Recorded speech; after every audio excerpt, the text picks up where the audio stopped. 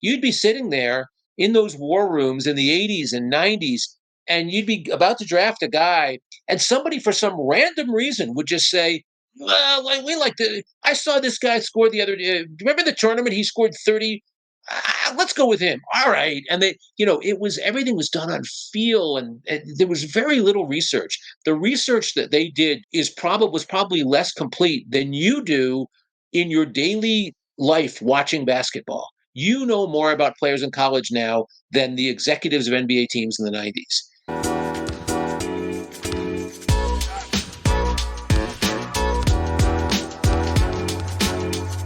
He is the author of Game of Edges, The Analytics Revolution, and the Future of Professional Sports. We welcome Bruce Schoenfeld onto Hoopsology. Welcome, Bruce. Thanks, Justin. I'm happy to be here. And happy to have you on. And with Matt and I, we are a basketball focused podcast, but we also delve into different aspects of basketball that are evolving on a daily basis. So we're happy to have you on and delve into this subject. We have a lot of authors on our show. We usually start out with just the motivations and the origins of this book because it's truly fascinating. Well, thanks so much. The origins are actually about 3 decades long, and they are in the shift that I began to perceive as I reported a bunch of stories along the way in the way that sports franchises were being owned and run. Basically, the phrase that I use is the professionalization of professional sports. And what I mean by that is not so long ago, the end of the 90s, sports teams were still kind of toys for rich people. And they were, when you got to a certain time in life, you bought a sports team, just like you might buy a beachfront home or an art collection or whatever. That was crystallized for me when I was writing about Bob Tisch, who owned half of the New York Giants football team, and he bought half of it for $75 million. And we were standing on the sidelines watching practice, and he said, I don't care if they never make money. I don't care about that.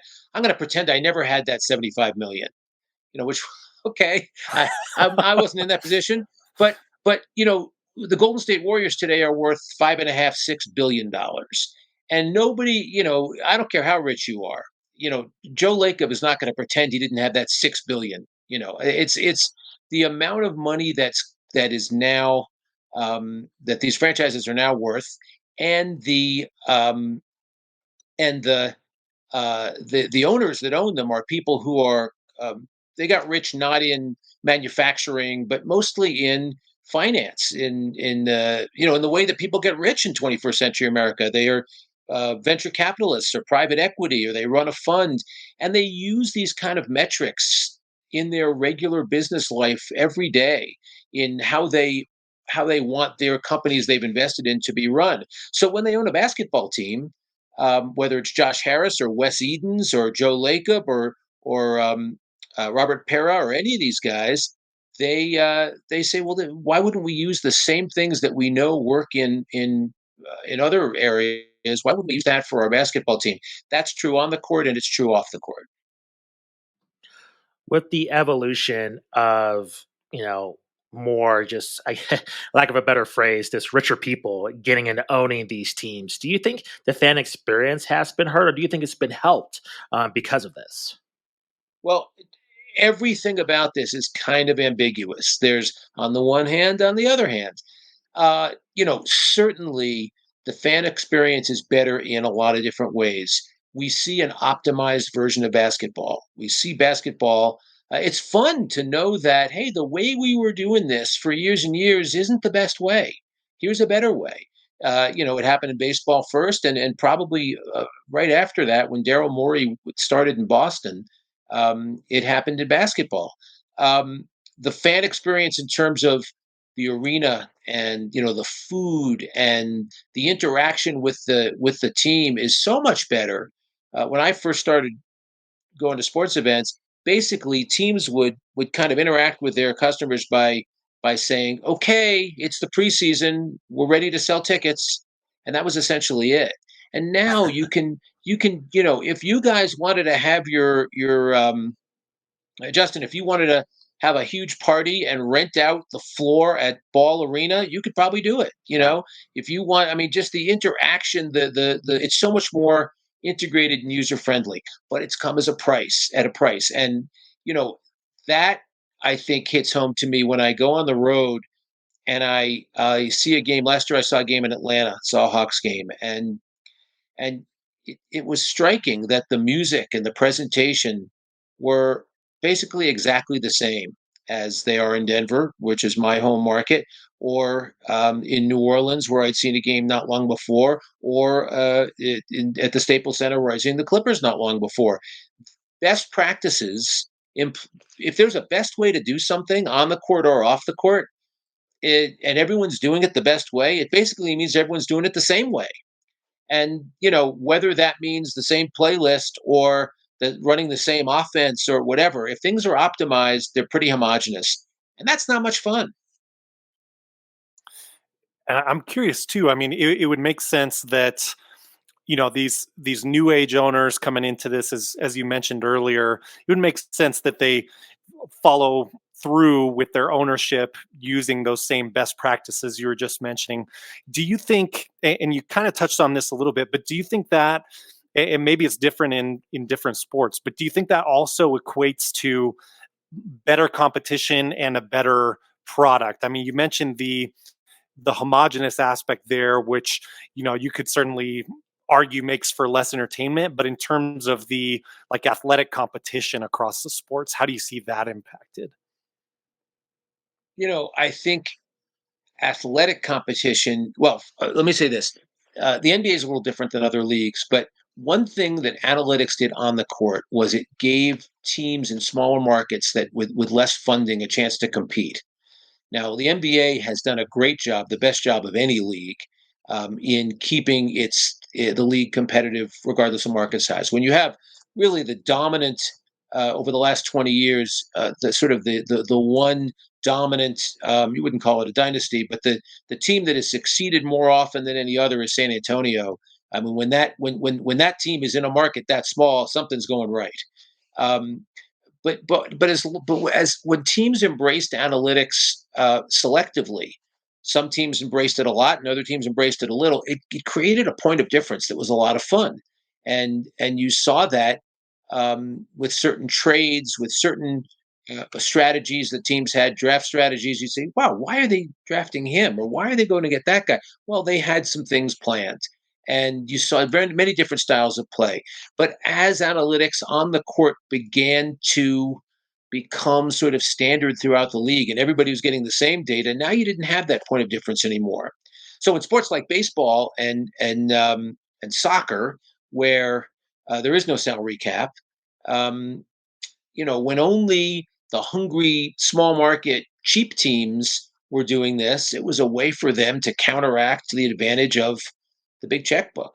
The NBA, that isn't so much the case, and I think that the level of competition has been exciting.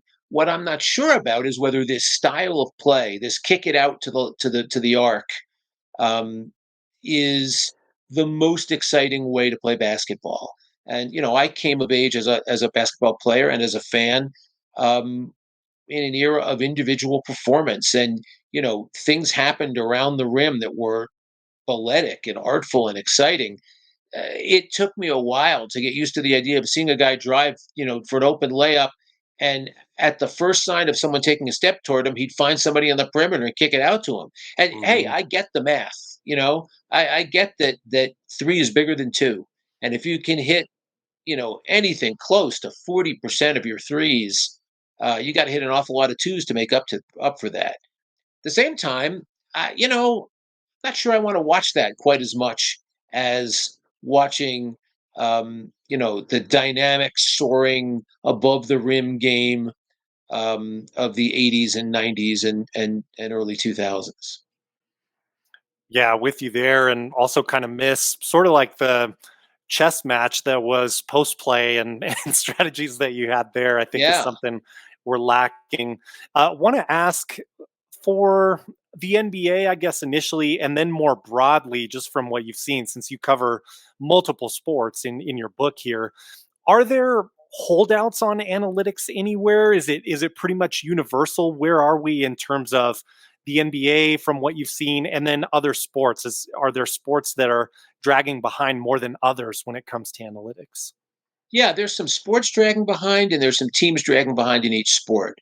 I would say Hmm. the whole playing field is lifted. The floor is much higher than it was in terms of analytics even 5 years ago.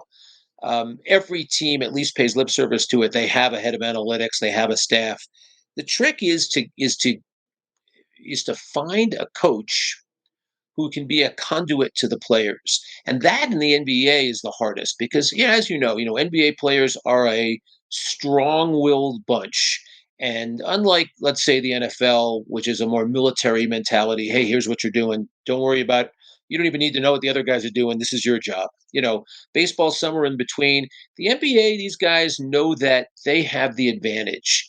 That if they've achieved anything in the sport, there'll be a place for them, whether it's their relations with sponsors, where they kind of now um, guide the relationship in a way that never was the case with even Michael Jordan's era, or on the court. It's hard to get them to do something that they don't think is in their best interest. So you need a coach who's a particularly good communicator. And the ones who were able to do it in places like Memphis, for example, or Philly, um, you see a deeper penetration of analytics. But analytics means a lot of things. Analytics is basically just accumulating data and analyzing it. And analytics has changed the way that players are scouted. And one thing that's happening now, and I know it's happening in baseball, and I have a feeling it's happening in the NBA, though I haven't done a story that has gotten me out to talk to people about it. Teams are looking at players who have some obvious flaws in their game, and they're saying, okay, we see this guy, and these are his numbers, and he does a couple things really well. If we get him, we can find a way to adapt him to what we do and have him not do those things he doesn't do well, or change how he does them, and using our high speed cameras, using our techie stuff, we can show him here's a better way to do it. In baseball, it's as simple as saying here's a guy with four pitches, and wow, we see from the data he's throwing that third and fourth best pitch way too often. Hey, come over, we'll trade for you. Only throw your fastball and your changeup. I don't care how many other pitches you have; they're no good. Just do those. In basketball, I think there's some similar cognates. There are things that you want guys to do because they're good at them. And now the data is so advanced, and the Statcast system is able to really um, track players on the court in a way that really unearths exactly what they're doing. And you may say to a guy, you've got a left hand, you've got a right hand, you have this, you have that. This is the play we want you to make. You're going to play 12 to 18 minutes a game, and here's what we want you to do. And all that other stuff we know you can do, but we don't want you to do it because you're not vis-a-vis the league average. You don't give us an edge there. You're not that good at that. So I do think that's the case in terms of the wide adoption of analytics. In terms of sports, clearly football is the laggard, in which is unusual. You'd think hockey and soccer, because they're and bad like basketball, there Hmm. aren't discrete plays like there are in baseball and football. But football, it's interesting to note, 16 of the 32 teams are owned by owners who inherited the teams or were given the teams from family members. So they weren't out there working with 100 companies at a time like Joe Lacob was, for example. For them, best practices may just be the way dad and granddad did it with the Lions or the Cardinals or the Bears or the Bengals, because those are the only jobs they've ever known. So they're a little bit behind. Not to say none of those teams are doing it. I think they do understand that that there's a necessity, but I'm not sure they understand that it needs to be analytics need to be in the DNA of your organization. You need to be able from top to bottom to say this is how we do things, and a lot of teams just aren't there yet. Or almost all baseball teams are now. The vast majority of basketball teams are now, and it goes down from there. In your research, what have you found in terms of individual sports? So, tennis, combat sports, Olympic sports, in terms of how they're using analytics. Is that different than team sports? My book was really about sports teams and sports teams owners. So I didn't get into that at all. I have a feeling there's a wide range, but I'm interested in the evolution of the franchises on and off the field. And some of the things Joe Lacob has done with analytics and just with his vision of what an NBA team should look like off the court are as radical and as interesting as anything anyone's done on the court. And that also is analytics. And it's changed the nature of, he had the famous quote in a magazine article that I wrote, we're light years ahead of everyone else in the NBA. And everybody blew up when they saw that. And his nickname is Buzz Lightyear, to this day because of that. Um, but he was right. They were light years ahead. Other teams are catching up now, but they do things differently. Lately, Ryan Smith of the Jazz is doing something differently. He perceives social activism as potentially not just a cause for good in the community, which is a big focus of his, but a potential advantage for his team. And he's well aware that he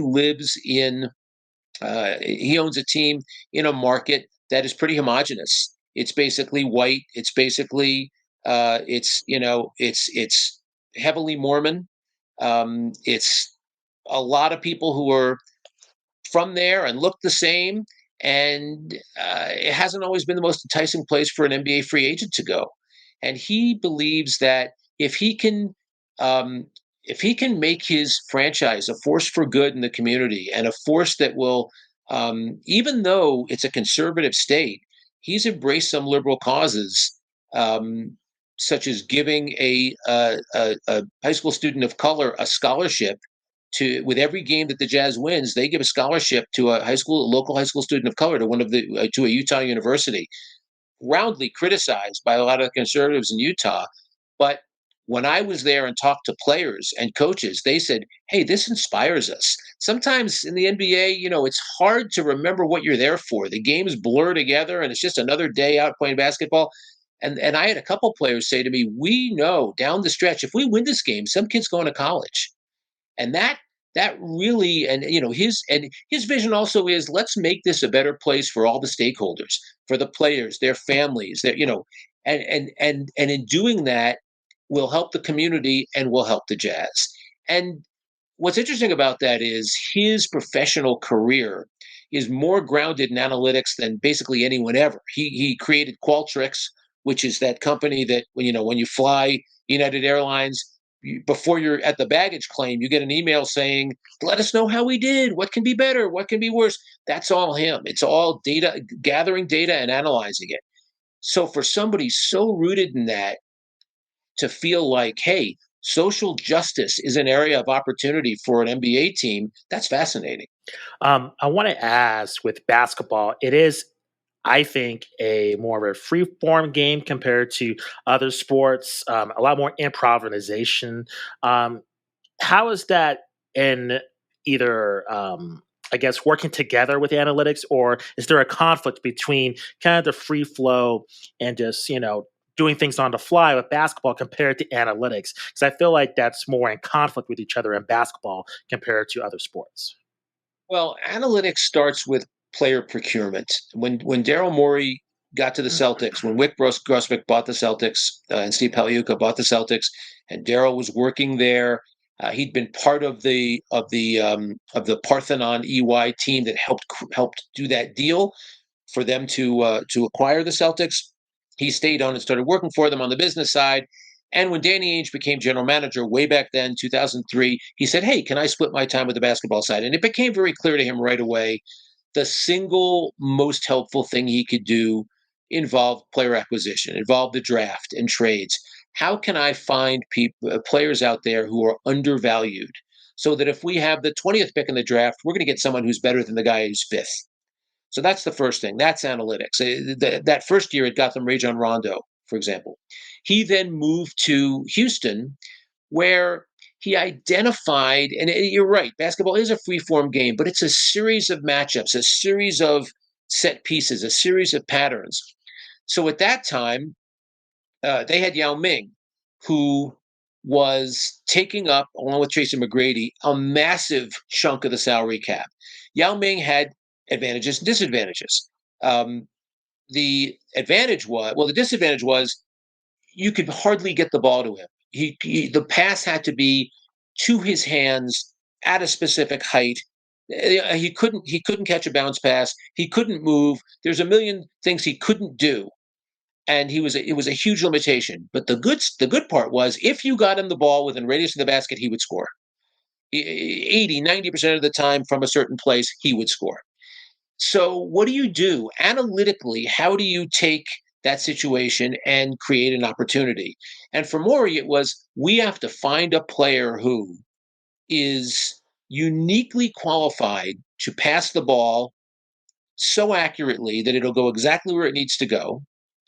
He also needs to be a player who, if the defense collapses on Yao, because it was no secret what they were trying to do, if the defense collapses, he's got to be open on the perimeter to hit a three. How do you find that one guy? And that was a focus for him. And by the way, that one guy also has to be good on defense. In fact, he needs to excel on defense to fit everything they needed to do. As it happened, there was a guy playing in Memphis who was exactly that player. And Daryl Morey traded for him, Shane Battier. And Shane Battier, when that trade was made, everybody said, "What in the world? Why would you trade for this guy? He doesn't score. He shoots well when he's open, but he's not a scorer. He's not fast. He's limited in so many ways." But for that team, Daryl knew, based on the data, this was exactly the guy they needed. So, that was early days, right? That was 2005. But since then, it's evolved to a point where those transactions happen all the time. Those draft picks happen all the time. And it's hard to remember. And Justin, you, with all due respect, you're young looking. The draft used to be the Wild West. You'd be sitting there in those war rooms in the 80s and 90s, and you'd be about to draft a guy, and somebody for some random reason would just say, "Well, we like to. I saw this guy score the other day. Remember the tournament? He scored 30. Let's go with him." All right. And everything was done on feel, and there was very little research. The research that they did to for their draft picks was probably less complete than you do in your daily life watching basketball. You know more about players in college now than the executives of NBA teams in the 90s. And so that has hugely evolved. And it happens behind the scenes, and all you see is the end result. Oh, they picked this guy. Okay. But there are a million little reasons added up on why that guy was the right guy for that team. Bruce, I got to say, as a Rockets fan, I'm loving the Yao Ming example that you gave there. I want to go back to what you had mentioned with the Utah Jazz, and I think a big part of that is building culture. In examples that you researched and what you've seen through visiting all these different teams and sports, where have you seen, is there sort of like a line where analytics can go too far? Maybe it becomes too impersonal or something along those lines. Have you seen, both the good and bad examples? And if you have seen bad examples, I mean, where does it tend to go bad? What are some of the, I guess, faults that organizations can have with analytics? Yeah, well, then the prime example of that is not a basketball example, if that's all right. Sure. It's the Houston Astros, Mm. and they have um, in a book I read recently, it said if you want to get it to imagine what it would be like if the consultants McKinsey ran a baseball team, you don't have to imagine. It's the Houston Astros. They're so they're so impersonal. They're so bottom line oriented. They fire scouts. They reshape things. They do things based on what the numbers say to such extent that they've become the black hole. Nobody wants to work there. Nobody wants to be involved with them. That the cheating scandal was not so much a cause but a symptom of this sort of win at all costs, Mm. optimize, maximize mentality. Um, at the same time, if you're a Houston Astros fan, you probably can't help noticing that they keep winning. So, Yeah.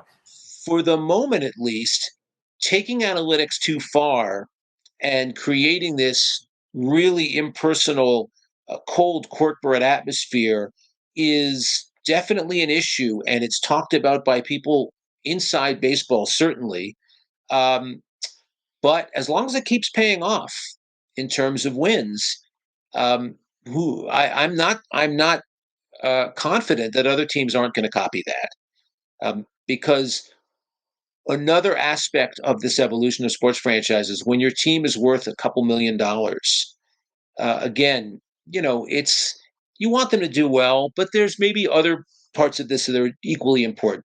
For Donald Sterling of the Clippers, he wanted to be able to boast at the country club, I own a basketball team. Hey, come see my Clippers. I'll get you into my box. And, when the team's worth a few $1 billion, there's no fooling around. You have to treat it with the almost sort of cold-hearted mentality of anything worth $1 billion, because or 5 billion or 4 billion, because there are investors involved who are who expect a rate on return, and the rate on return often is predicated on winning. There are other ways to make money, but winning's a pretty good way, a pretty secure way. If you win a couple World Series, you win a couple NBA titles, your team's going to do better. So, yeah, I mean, yeah, teams go too far. They rely too much on analytics. Their culture becomes maybe a little too numbers oriented. But uh, you know, I'm not sure that I'm not sure there's going to be less of that, and I'm concerned there may be more. Last question. What are the consequences of that? So, if we're seeing other teams mimic the Houston Astros model in other sports, do you think that will have a negative effect on the leagues overall that will ultimately affect their business down the line? Well, I do think that's a great way to end, Justin, because I do think that um, there's a uh, there's a short-term gain to be made from optimizing professional sports. Let me close with this example. Um, the embrace of gambling Yeah. in 2018, 2019 happened in large measure because Ted Leonsis and other owners were convinced that they had reached a peak of money they were going to get from television contracts. Television viewers were going down.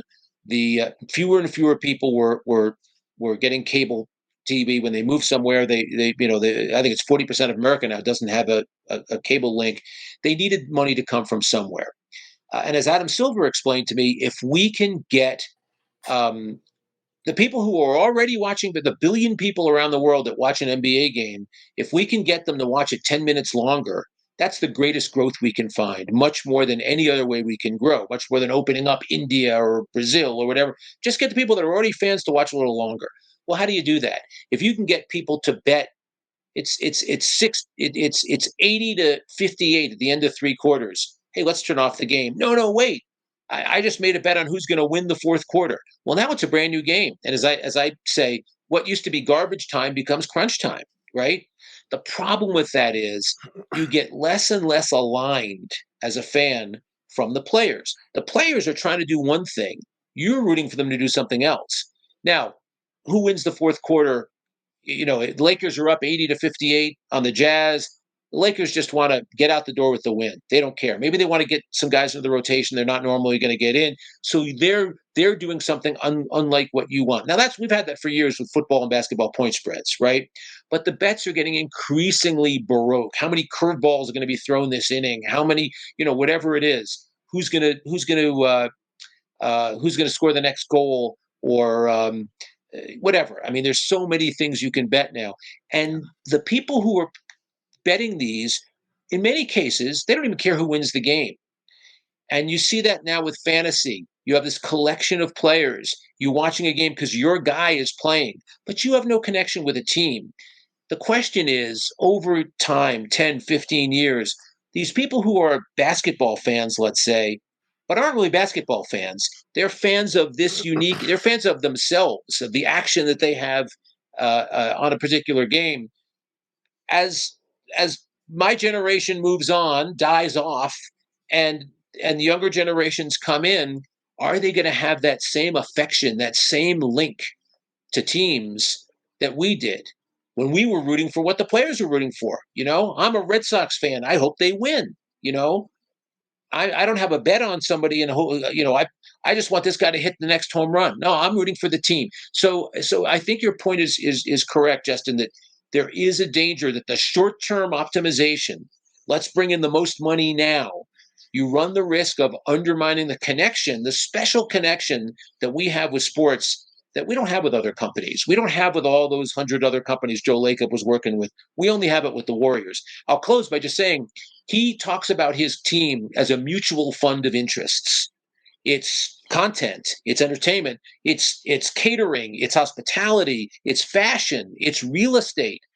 It's like a mutual fund, but unlike mutual funds, people pay money to wear a shirt with Warriors on it, right? It's like, oh my gosh, not only does it have all these different revenue streams, but there's this fanatic a sense of affiliation with the customers, with the fans. If you lose that, now it's just another investment. And I think that's a real risk. And I'm not sure these owners appreciate that yet. Hopefully, if they read my book, Game of Edges, they will understand and appreciate it. Bruce, this has been a fantastic chat. Thank you for spending some time with us. Please let our audience know where they can find you on social media, where they can pick up the book, any other products you're working on as well. Thanks so much, Justin. I'm on Twitter at Bruce Schoenfeld, BruceSchoenfeld. Game of Edges is out as we speak, out tomorrow, which is June 6th. And you can find it at any bookstore. And I'm a frequent contributor to the New York Times Magazine, and have written a bunch of basketball stories in the past few years. I also write a lot for ESPN, ESPN FC, almost exclusively these days on international soccer. So there you go, and Sports Business Journal too. If you're in that that demographic segment that can afford the subscription, I heartily recommend it. Fantastic. Thanks, Bruce, very much. Thanks, you guys.